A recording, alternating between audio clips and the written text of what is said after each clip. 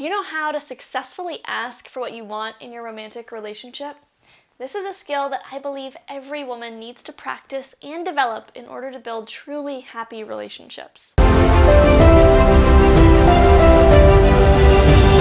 Hi, I'm Laurie-Anne King. I am a relationship coach and energy healer, and I'm committed to helping women to have extraordinary romantic relationships and create the lives of their dreams.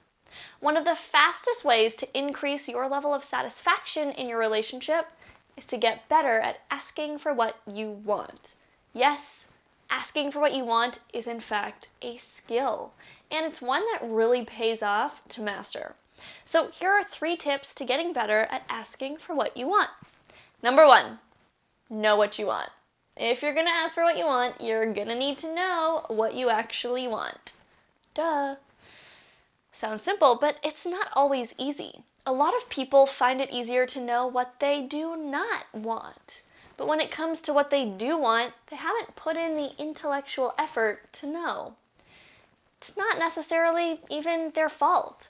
Growing up, many women are socialized to put their needs second, sometimes even third or fourth, and those are their needs, so you can imagine how unimportant their wants and wishes can seem.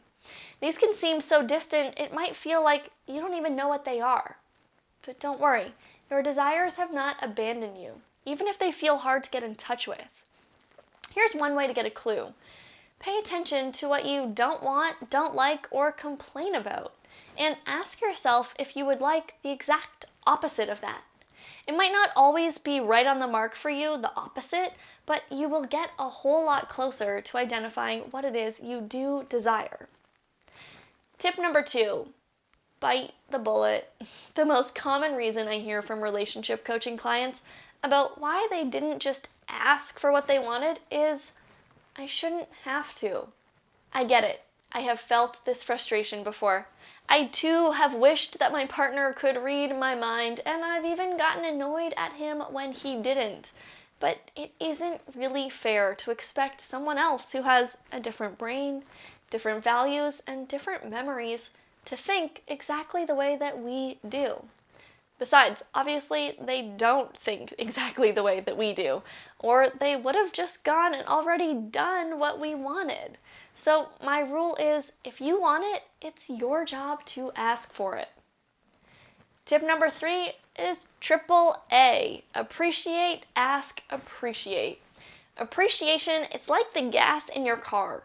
It's what makes it possible for the car to go. A request that is not fueled by genuine appreciation, it can't go very far. When you're asking your partner for what you want, always start with appreciation first. It's important you get that this isn't manipulation.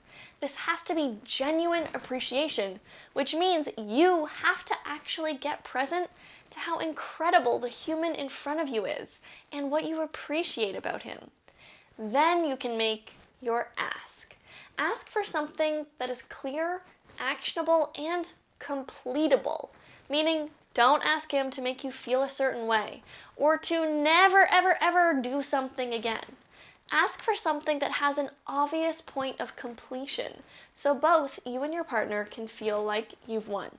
If you want to ask for it again after it's done, sure. Your partner is going to respond with either a yes, a no, or some kind of counter offer. Regardless of how he responds, appreciate him again, either for taking on what you just asked for or even for just hearing you out.